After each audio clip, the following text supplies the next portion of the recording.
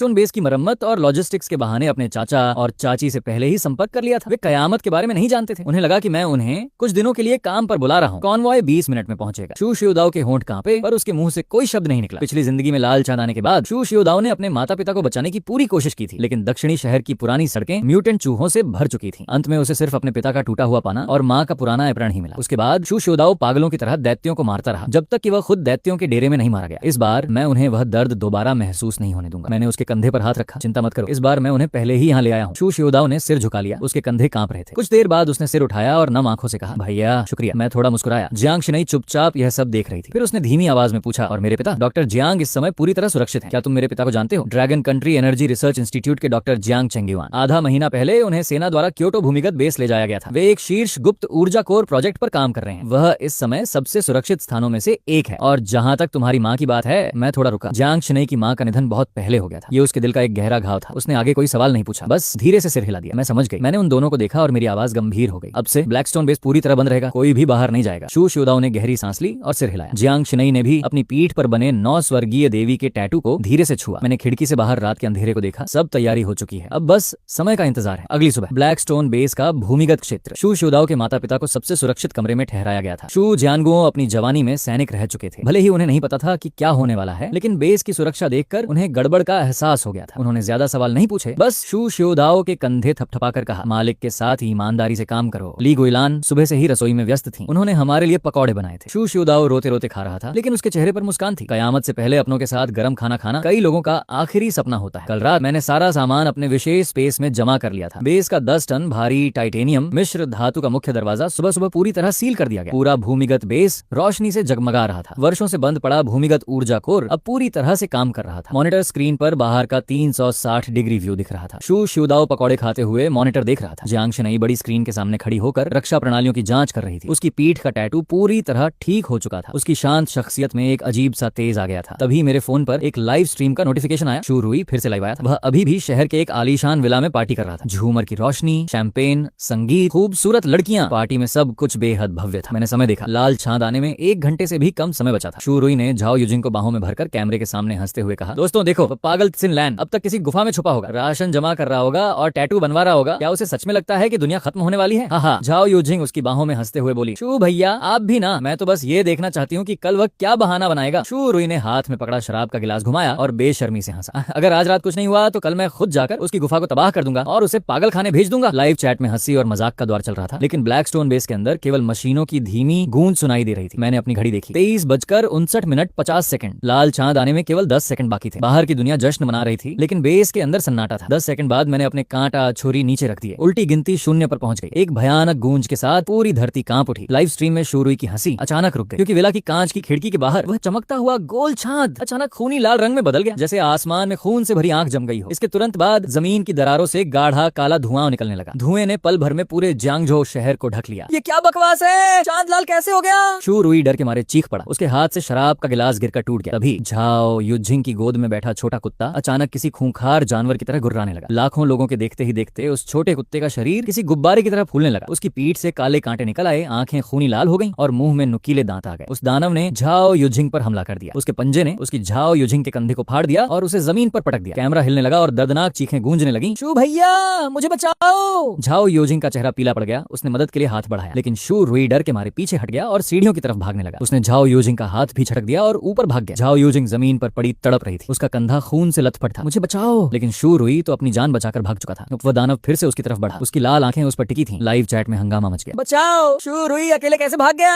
अभी तो प्यार के दावे कर रहा था, अब छोड़कर भाग गया। झाओ यूजिंग की आंखों से उम्मीद खत्म हो गई और उसकी जगह नफरत ने ले ली। जैसे ही वह दानव उस पर झपटने वाला था, उसकी कमर पर बना लाल रंग का टैटू अचानक चमकने लगा। उसके नीचे से लाल फूल की पंखुड़ियां खिलने लगी। हवा में एक ठंडी महक फैल गई। वह दानव अचानक रुक गया, जैसे उसने किसी बड़े खतरे को भांप लिया। उसकी आंखों में डर साफ दिख रहा था। झाओ यूजिंग ने धीरे से अपना सिर उठाया। उसकी आंखों में लाल फूलों का साया था। तुमने भी मुझे छोड़ दिया? भागते हुए शू रुई ने यह सुना तो उसके कदम ठिठक गए। झाओ यूजिंग के चारों ओर लाल फूल खिल चुके थे। उन फूलों की बेलों ने दानव को जकड़ लिया। वह क्रूर दानव अब किसी चींटी की तरह तड़प रहा था। झाओ यूजिंग दीवार के सहारे खड़ी हुई। उसके घाव पर लाल रंग के निशान बन गए थे। उसके चेहरे पर एक खौफनाक मुस्कान थी। लाइव चैट पूरी तरह तबाह हो चुकी थी। ये क्या शक्ति है? ये तो जाग चुकी है। अगले ही पल स्क्रीन काली हो गई और लाइव बंद हो गया। मैंने काले फोन को देखा और मेरे चेहरे पर एक ठंडी मुस्कान आ गई। लाल फूल खिल चुके हैं। झाओ यूजिंग ने अपने लिए सही अंत चुना है। भैया बाहर सब तबाह हो रहा है। शू शियोदाओ ने स्क्रीन स्क्रीन पर तबाही के दृश्य देखकर कांपते हुए कहा, बाहर मत देखो, अपने मन को शांत रखो। मैंने चिल्लाकर कहा, क्योंकि लाल चांद की शक्ति अब हमारे बेस तक पहुंच चुकी थी। शू शियोदाओ और जियांग शिनई दर्द से कराहने लगे। लाल ऊर्जा उनके शरीर में तेजी से समा रही थी। शू शियोदाओ के बाएं हाथ पर बना टैटू आग की तरह धधकने लगा। उसके दाहिने हाथ पर तीसरी आंख खुल गई और रोशनी फैलने लगी। जियांग शिनई की पीठ से पंख निकल आए और वह हवा में उठने लगी। उसका रूप किसी देवी जैसा पवित्र लग रहा था। वे दोनों जाग चुके थे, लेकिन मेरे अंदर जो लाल ऊर्जा समा रही थी वह उनसे 100 गुना ज्यादा थी। मैंने अपने कपड़े फाड़ दिए। मेरी छाती पर बना प्राचीन टैटू सुनहरी रोशनी से चमकने लगा। एक अपार प्राचीन शक्ति मेरे शरीर से निकलने लगी। मेरी पीठ में असह्य दर्द हुआ। 9 ड्रैगन की गूंज पूरे बेस में गूंज उठी। मेरी पीठ पर बना 9 ड्रैगन और ताबूत का टैटू पूरी तरह जीवित हो उठा। 9 काले ड्रैगन मेरी पीठ से बाहर निकले। उनके बड़े शरीर और लाल आंखें बेहद खौफनाक थीं। वे अपने साथ एक पुराना काला ताबूत खींच रहे थे जो मेरी पीठ के पीछे हवा में तैर रहा था। उस ताबूत पर लाल जंजीरें लिपटी हुई थीं। एक भयानक दबाव पूरे बेस में फैल गया। शू शियोदाओ डर के मारे पीछे हट गया। जियांग शिनई के पंख भी उस दबाव से कांपने लगे। मेरी बाईं टांग पर सूर्य की आग भड़क उठी। मेरी दाईं टांग पर योद्धा की शक्ति जाग उठी। चारों महान शक्तियां एक साथ जाग चुकी थीं, लेकिन मैंने तुरंत अपनी शक्ति को नियंत्रण में किया। ये शक्तियां तो इतनी महान थीं कि अभी मैं इन सभी का एक साथ उपयोग नहीं कर सकता था। मुझे एक समय में एक ही शक्ति का इस्तेमाल करना होगा। तभी बेस के बाहरी टाइटेनियम दरवाजे पर भारी टक्कर की आवाज आई। मॉनिटर पर दिख रहा था कि बाहर के म्यूटेंट जंगली सुअर और भेड़िए दरवाजे को तोड़ने की कोशिश कर रहे थे। भैया, बाहर के जानवर बदल चुके हैं। शू शियोदाओ ने अपने हाथ में त्रिशूल जैसा हथियार ले लिया। उसकी आंखों में लड़ने की चमक थी। मैंने अपनी गर्दन घुमाई। मेरी हड्डियों से कड़कने की आवाज आई। चलो बाहर चलकर थोड़ा अभ्यास करते हैं, देखते हैं कि ये कयामत के जानवर हमारे सामने टिक पाते हैं या नहीं। बेस के बाहर काला धुआं छाया हुआ था। दर्जनों म्यूटेंट जानवर बेस की दीवार पर हमला कर रहे थे। उनका नेता एक 3 मीटर लंबा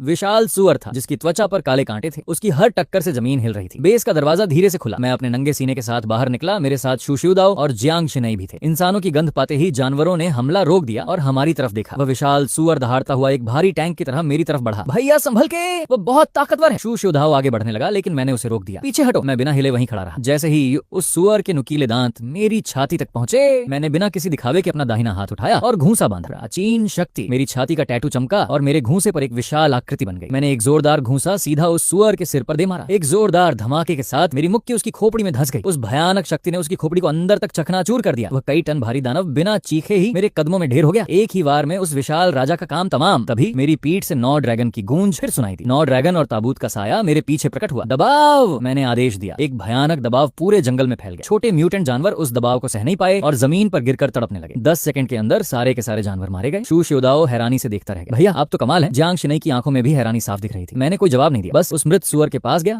और उसकी खोपड़ी से एक लाल रंग का क्रिस्टल निकाला। ये इस कयामत की सबसे कीमती मुद्रा थी, एनर्जी कोर। मैंने मुस्कुराते हुए वह क्रिस्टल अपने स्पेस में रख लिया। जैसे ही क्रिस्टल मेरे स्पेस में गया, मुझे महसूस हुआ कि मेरा स्पेस थोड़ा बड़ा हो गया है। पिछली जिंदगी में लोगों को पता चला था कि यह क्रिस्टल न केवल ताकत बढ़ाता है बल्कि स्पेस और हथियारों को भी मजबूत करता है। बाद में यह सोने और पैसों से भी ज्यादा कीमती बन गया था। मैंने शू शियोदाओ से कहा, इन सारे जानवरों के क्रिस्टल निकाल लो और इनका मांस भी जमा कर लो। ठीक है भैया।